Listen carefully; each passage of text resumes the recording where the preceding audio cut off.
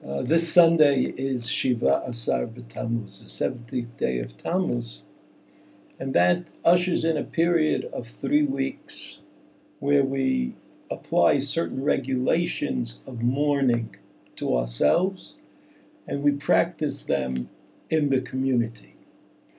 The Rambam in Hilchos Ta'aniyot, Perek Hey, Halacha Aleph, gives an ideological underpinning for fasting, for having special days of this kind. And the Rambam says there are days that all of the Jewish people fast. And those days, of course, are reflective of the terrible times that we have suffered in history. And the reason for that is not so much that we commemorate the terrible time, rather that these are opportunities for us to prime our hearts for and open up ourselves to greater acts of repentance. And further, we're able to remember the imperfections of our own history, that things that happen to us, after all, are our own fault to a certain extent. And we remember the way that our fathers were unable to exercise proper control, and that brought upon them these terrible events in history.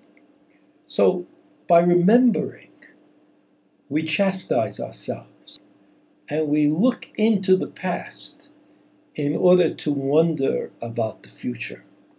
And we're able to say, if the fathers and grandfathers and great-grandfathers, who we know, were certainly as righteous, if not much more righteous than we are, were able to produce this tragic result from time to time in history, who are we, even today, when things seem to be so good, things seem to be so easy for us, where we can have almost anything we want, even today?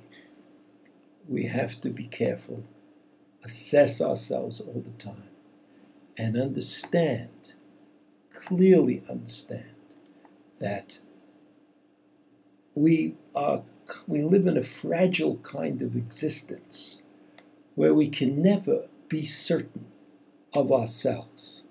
And so the fast days come to remind us of the fragility of our existence. And then the Rambam goes through the various fast days. And when he gets to the fast day called Shiva Asar B'Tammuz, the 7th day of Tammuz, the Rambam says the following: Shiva Asar B'Tammuz Chamisha Dvarim Ir'u Bo. That the 7th day of Tammuz is quite a day in Jewish history. 5 terrible things happened to us on that day. The Luchot were broken, the first Luchot that Moshe Rabbeinu brought down from Har Sinai. The Tamid sacrifice, the daily sacrifice, was ended during the period of the first temple. Huvka'a Yerushalayim, the city of Yerushalayim was broken, the wall was broken down. Bechurban Sheni. So you see that for Jews, history is cumulative. Shiva Asar B'Tammuz starts with Matan Torah and continues with the Bayit Rishon, and then continues through Bayit Sheni. And then there is the burning of the Torah. The burning of the Torah took place, the first burning of the Torah, on that day.